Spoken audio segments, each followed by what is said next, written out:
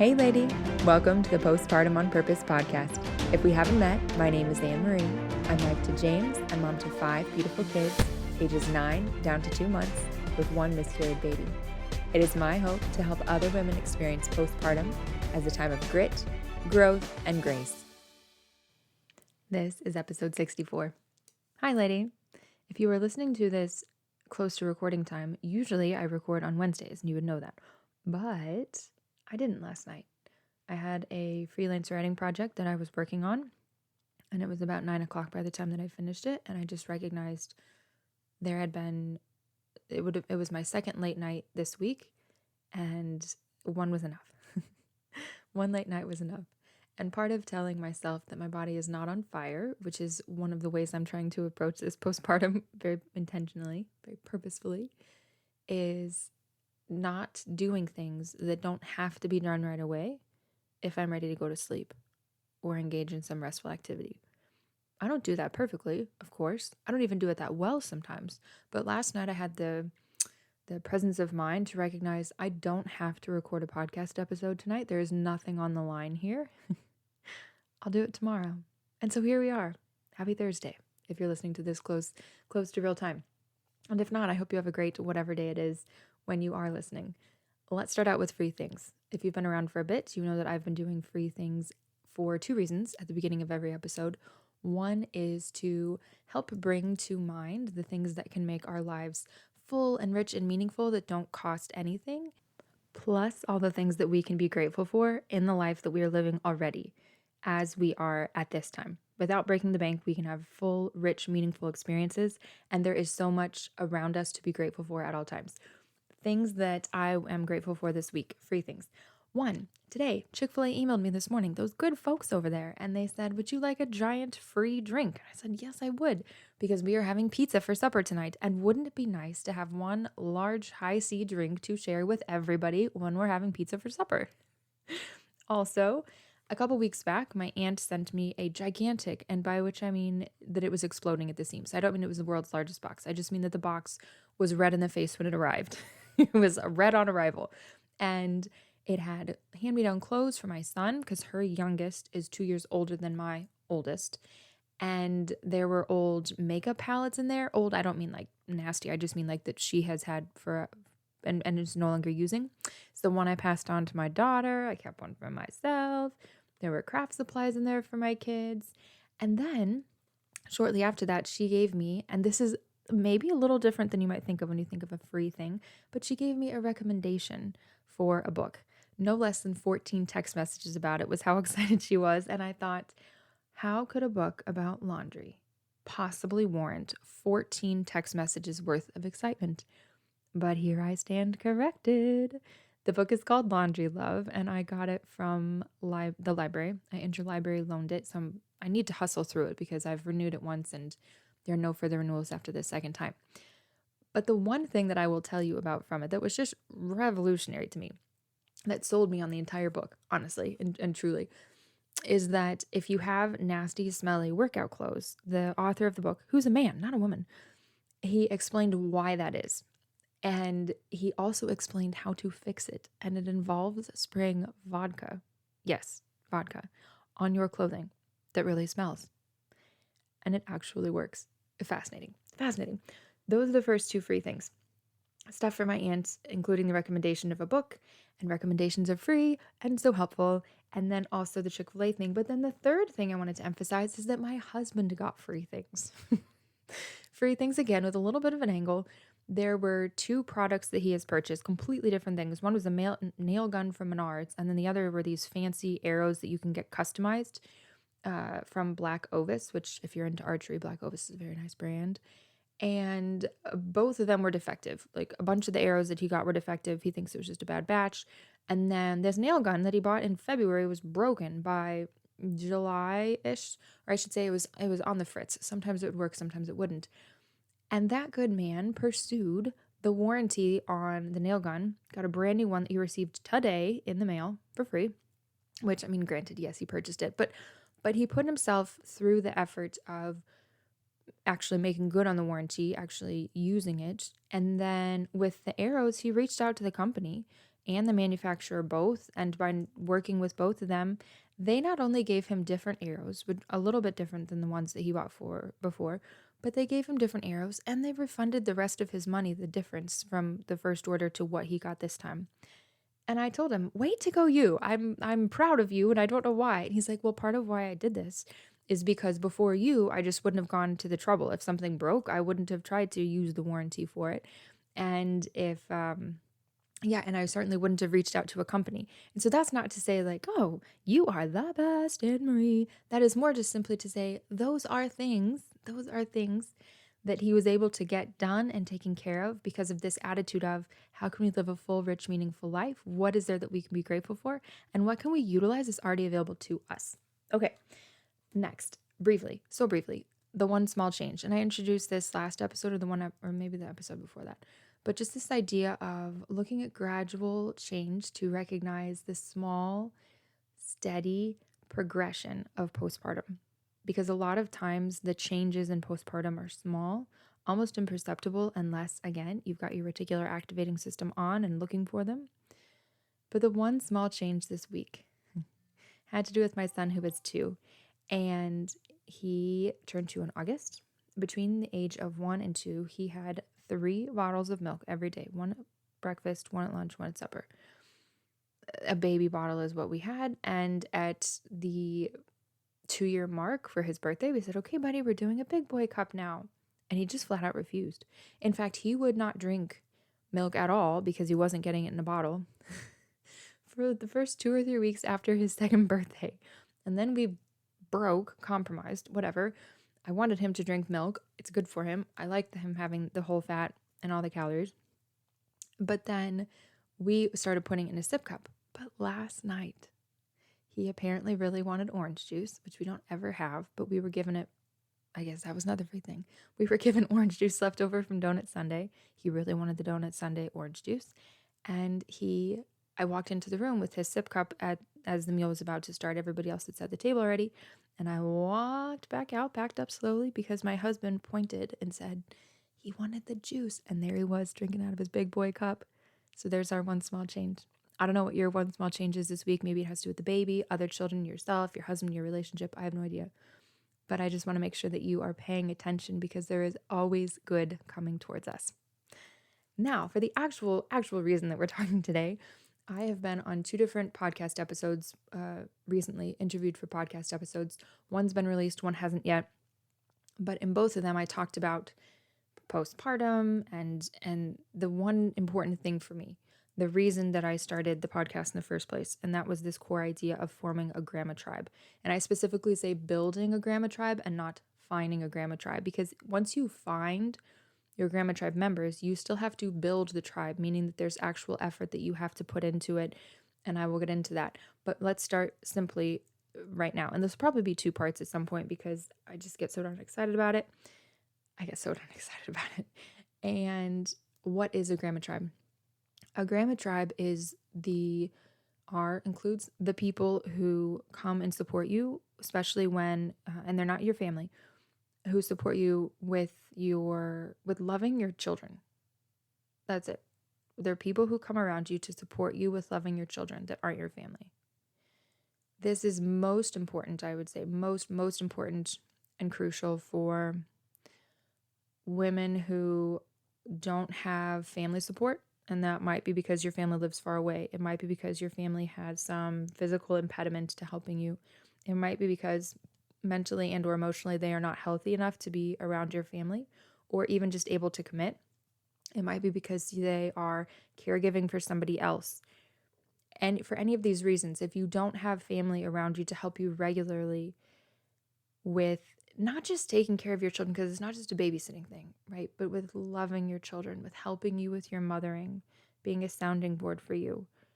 That is who benefits most from a grandma tribe. I love a grandma tribe for first-time moms. I love a grandma tribe for second-time moms through 27th-time moms, because every time that you have a new baby, your family is shifting. Your dynamics are shifting. And grandma tribe members are most often grandma aged, not always, but most often they are grandma aged, and there are 2 prerequisites to be a grandma tribe member. One is that you have a heart to help, and two is that you have the time to do so. But practically speaking, not every Grandma Tribe member is going to play the same role. In fact, they will all play very different roles. To give you an idea of how ours first got started, when we moved out to where we live now, which was just over 8 years ago, 8 years last week, there was a couple behind us at Mass who started, we started just talking to them briefly, casually after Mass, because they were in the pew behind us. Like that's just the proximity thing. They were in the pew behind us at Mass. They were very kind to our children. At that time, I guess I only had the one son and was heavily pregnant with baby number 2, my daughter. But we started there. It turned out she was the secretary for our parish, and she began having these weekly play dates for anybody who was interested, anybody who wanted to drop in for as long as they wanted to the parish office. And she had all these great toys, tractors, old tractor toys, old John Deere toys. She had this huge mat that she rolled out and kids could drive their play vehicles all over it. We got to know them more and more over time, and they became our emergency call. They live about 10 minutes away from us. So in case of emergency, we call them. We don't have family close by. In case of emergency, we call them. That's one of the roles that they play as part of our Grandma Tribe. When I was bleeding and had to go back to the hospital when my now 2-year-old was 10 days old, I think, I had to go back for an ultrasound right away because I was bleeding quite a bit. And they were the ones who came over, dropped everything, and came to watch our other kids.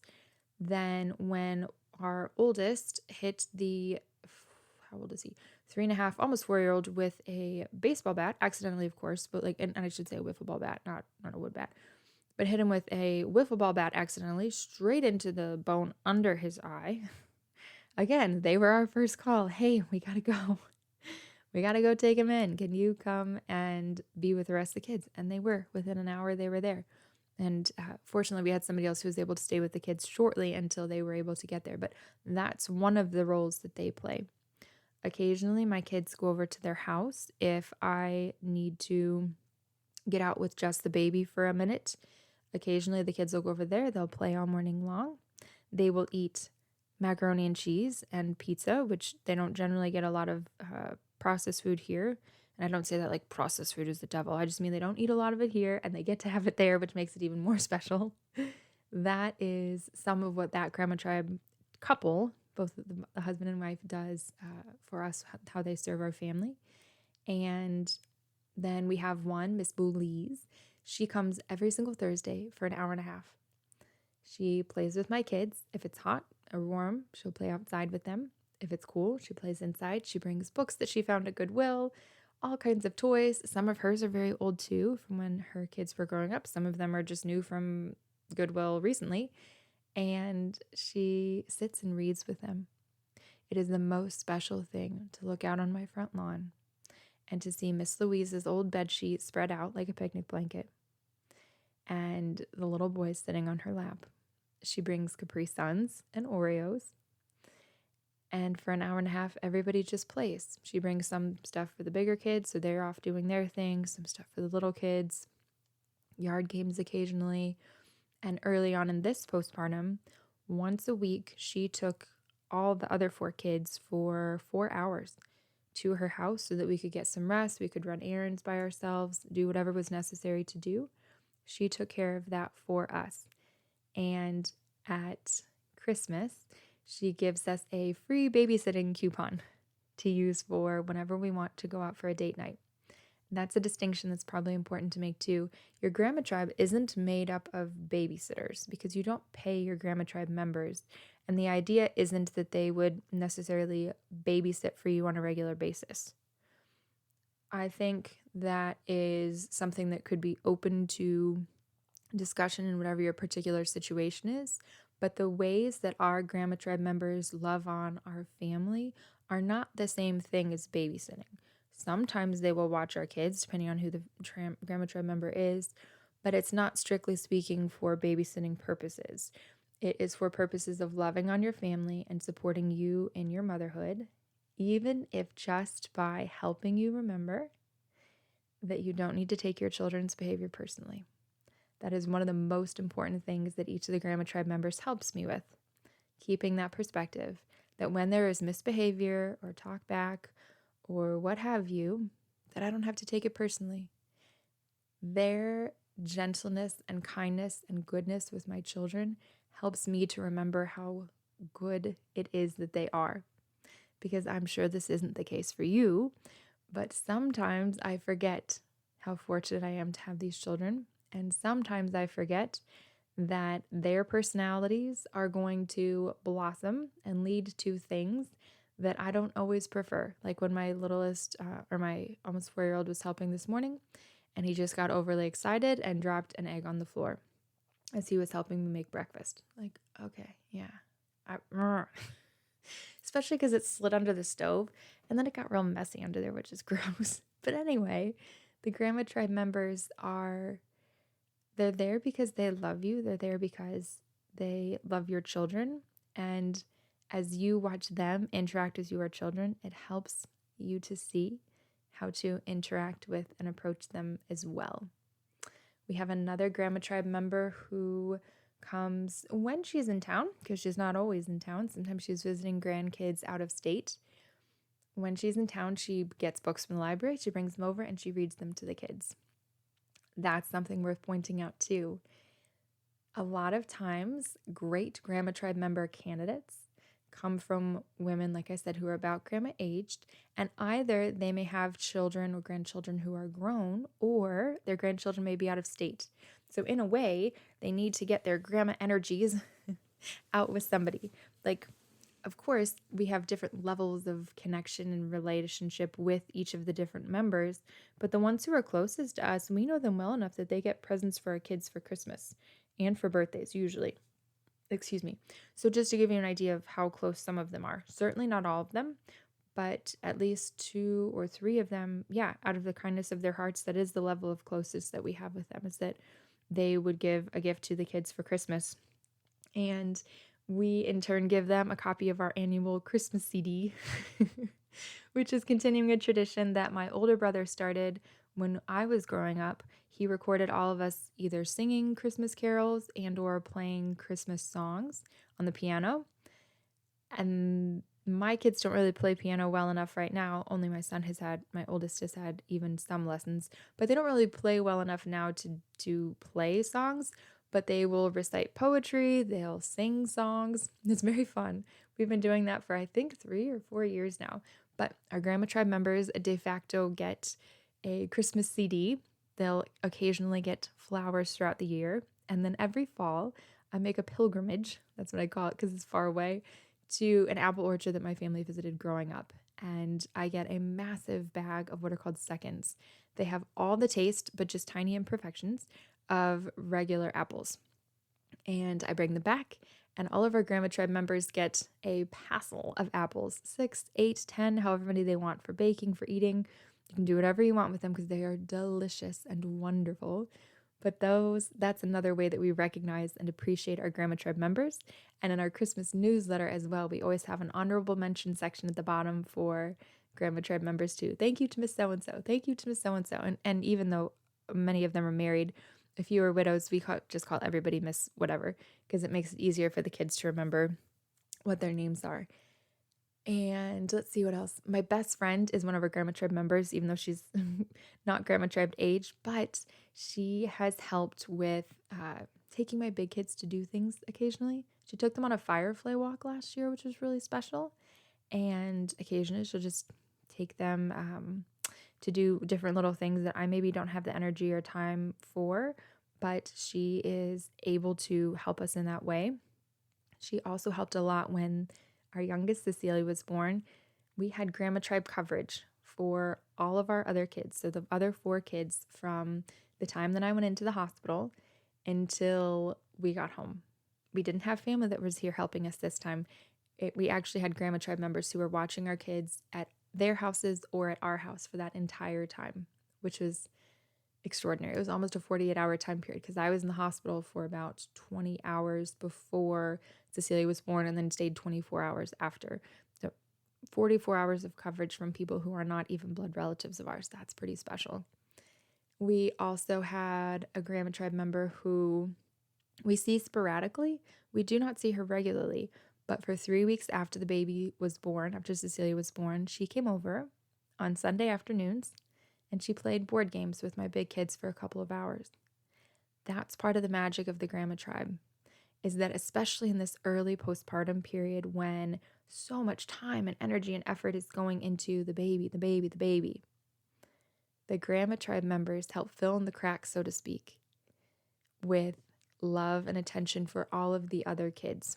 I firmly believe that's one of the reasons that our bigger kids, everybody who's an older sibling, do not have jealousy for the new baby. Part of why there's only excitement and only love for the new baby. One, because the baby's very good and we try to use that culture of unconditional positive regard. But two, we have special things that happen when a new baby is born for the older kids specifically. And while there's nothing wrong with getting them a new toy, our approach is not so much to get them new toys as it is to get them more attention, get them more love, get them more opportunities. Somebody coming and taking them for a walk, somebody coming and walking with them to the library or going for ice cream, that sort of thing. I wonder what questions you have, but I will share the answers to a few that I know I have received before. And that is, how do you find these grandma tribe members, even if you can know what you're looking for, even if you know you're looking roughly for a woman who's grandma aged, who has the time to help and a heart to do so, and you are looking for maybe somebody who has grandchildren who are either grown or out of state, not close by, and just want somebody to love. Where do you find them?